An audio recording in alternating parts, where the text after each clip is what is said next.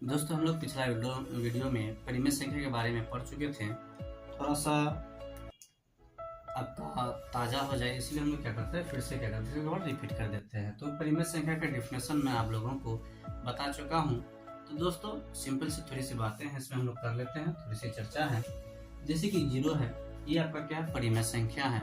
क्योंकि मैंने परिभाषा दे चुका था पिछले वाले वीडियो में कि वैसी संख्या जिसे हम लोग p/q के रूप में लिख सकते हैं, q does not equal to 0, और p और q के अलावे p तथा q कोई पूर्णांक हो, और फिर p और q के अलावे या फिर p और q का सिर्फ क्या हो, HCF 1 हो, इसके अलावा और भी कोई उभयनिष्ठ गुणनखंड ना हो, वो क्या है, आपका परिमेय संख्या है। तो दोस्तों इसका डिफिनेशन मैं पिछले वीडियो में जैसा कि मैंने ये बता चुका हूँ। ये 0 है, 1 है, 2 है, ये सब का सबका क्या परिमेय संख्या है। दोस्तों क्यों? क्योंकि परिमेय संख्या का डिफिनेशन है p/q क्या है, q के रूप में रहना चाहिए। तो ये आपका p है, नीचे नहीं कुछ तो कुछ 1 है, तो ये q के रूप में आ गया। और क्या कहा गया है, q does not equal to 0, यानी q कभी भी क्या होना चाहिए, 0 के बराबर नहीं होना चाहिए। अगर यहाँ पे दे दिया जाए 1/0, तो ये क्या परिमेय संख्या होगा? दोस्तों ये परिमेय संख्या नहीं होगा, क्योंकि आपको क्या कहा है, q कभी भी 0 के बराबर नहीं होना चाहिए, q कभी भी 0 के इक्वल नहीं होना चाहिए।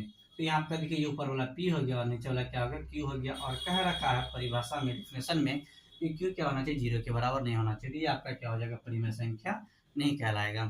दोस्तों अगर यहाँ पे देखिए, अगर हम लिख देते हैं 2/4 है, तो क्या ये परिमेय संख्या है? दोस्तों अगर इस रूप में लिखा रहे, ये परिमेय संख्या नहीं है, क्योंकि मैंने जस्ट बता दिया था p और q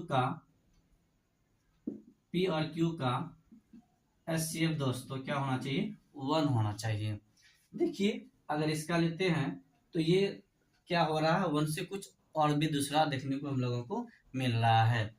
तो इसीलिए क्या हो जाएगा, ये परिमेय संख्या नहीं कहलाएगा। क्योंकि अगर हम लोग क्या करते हैं, 2 को लिखेंगे तो दोस्तों 1 गुना 2 हो गया, 4 को लिखेंगे 2 गुना 2। तो यहाँ पे देखिए HCF क्या आ रहा है आपका, HCF क्या आ रहा है आपका, 2 आ रहा है। यहाँ कह रखा है HCF क्या आना चाहिए, 1 आना चाहिए, तो ही आपका परिमेय संख्या होगा। आपका यहाँ HCF 2 आ रहा, मतलब ये आपका परिमेय संख्या नहीं है। अगर इसको हम लोग सॉल्व करेंगे तो परिमेय संख्या होगा। जैसे 2 1 जा 2, 2 2 जा 4, यानी कि 1/2। तो ये आपका जो है 1/2, ये आपका परिमेय संख्या कहलाएगा। लेकिन इसी के जगह पे ये रहता तो ये आपका परिमेय संख्या नहीं कहलाता, क्योंकि ये इसको क्या कर रहा, फॉलो नहीं कर रहा है। इस स्टेप को और ये स्टेप, ये दोनों स्टेप को क्या होना चाहिए, और ये स्टेप को, तीनों स्टेप को क्या होना चाहिए, फॉलो करना चाहिए। तो आपका क्या कहलाएगा, परिमेय संख्या कहलाएगा। तो ये दोस्तों ये छोटी सी बातें थी, और ये क्या कहलाएगा, परिमेय संख्या कहलाएगा। दोस्तों अगर पूछ ले 22/7 क्या ये परिमेय संख्या है, तो बिना देर किए हुए हम लोग बोल देंगे हाँ ये परिमेय संख्या है। अगर इसी के जगह पे दोस्तों बोल दे पाई क्या परिमेय संख्या है, तो हम लोग कतई नहीं बोलेंगे कि ये परिमेय संख्या है, ये क्या अपरिमेय संख्या है। पाई अपरिमेय संख्या है, कई बार एग्जाम में पूछा भी गया है, पाई अपरिमेय संख्या। अगर पाई का वैल्यू दिया है ना दोस्तों, वो परिमेय संख्या है।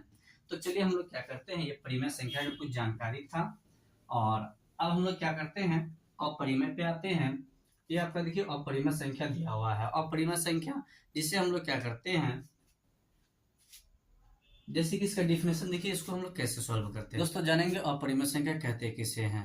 तो दोस्तों आप लोगों को ये मालूम होना चाहिए। सबसे पहले हम लोग जानेंगे अभाज्य संख्या किसे कहते हैं। वैसी संख्या जो एक और समय के अलावे अन्य किसी तीसरी संख्या से क्या विभाजित ना हो, वैसे संख्या को हम लोग क्या बोलते हैं, अभाज्य संख्या बोलते हैं। तो दोस्तों अभाज्य संख्या, अभाज्य संख्या का जब हम लोग रूट करेंगे ना, तो वैसी संख्या को हम लोग क्या बोलते हैं, अपरिमेय संख्या बोलते हैं। जैसे कि आपको मालूम होगा कि 2 हो गया, 3 हो गया, 5 हो गया, इस प्रकार से 7 हो गया। ऐसी संख्या अगर इससे हम लोग क्या करते हैं, रूट करते हैं, तो ये आपका क्या कहलाएगा दोस्तों, अपरिमेय संख्या कहलाएगा। तो ये आपका क्या हो जाएगा, अपरिमेय संख्या हो जाएगा। तो अभाज्य संख्या जान गए, वैसी संख्या जो एक और खुद के अलावा अन्य किसी तीसरी संख्या से पूर्णतः विभाजित नहीं होती है, उसे हम लोग क्या कहते हैं, अभाज्य संख्या कहते हैं। जैसे 2 है, 2 क्या हो जाएगा, 1 और 2 से क्या हो जाएगा, ये पूर्णतः विभाजित होगी। 3 भी वही 1 और 3 से विभाजित होगी। 5 भी 1 और 5 से विभाजित, और किसी तीसरी संख्या से विभाजित नहीं होगी। तो इसीलिए इस संख्या को हम लोग क्या कहेंगे, अभाज्य संख्या कहेंगे। और अभाज्य संख्या का रूट क्या कहलाता है, अपरिमेय संख्या कहलाता है। दोस्तों अगर हम लोग क्या करें, यहाँ पे 1 लें, अपन में क्या ले 0 ले लें, तो दोस्तों ये क्या हो जाएगा, आपका अपरिमेय संख्या होगा, क्योंकि क्या कहा गया है, q does not equal to zero, किसके लिए कहा गया है, परिमेय संख्या के लिए कहा गया। अगर ये क्या है, q जीरो के बराबर है तो दोस्तों वो क्या हो जाएगा, आपका अपरिमेय संख्या हो जाएगा। तो ये 1/0 ये आपका क्या हो जाएगा, अपरिमेय संख्या हो जाएगा। दोस्तों अगर इसी के जगह पे अगर पाई ले लेता है ना, तो पाई भी आपका क्या, अपरिमेय संख्या। अगर पाई की वैल्यू बोले तो आपका परिमेय है, इसलिए पाई क्या हो जाएगा, आपका अपरिमेय संख्या होगा। तो दोस्तों ये आपका क्या था, अपरिमेय संख्या था। इसके बाद हम लोग क्या करेंगे, ये अभाज्य हो गया। अब हम लोग क्या करेंगे, भाज्य संख्या जानेंगे। भाज्य संख्या जो एक और खुद क्या अलावा अन्य किसी तीसरी संख्या से पूर्णतः विभाजित हो जाती है, उसे हम लोग क्या कहते हैं, भाज्य संख्या कहते हैं।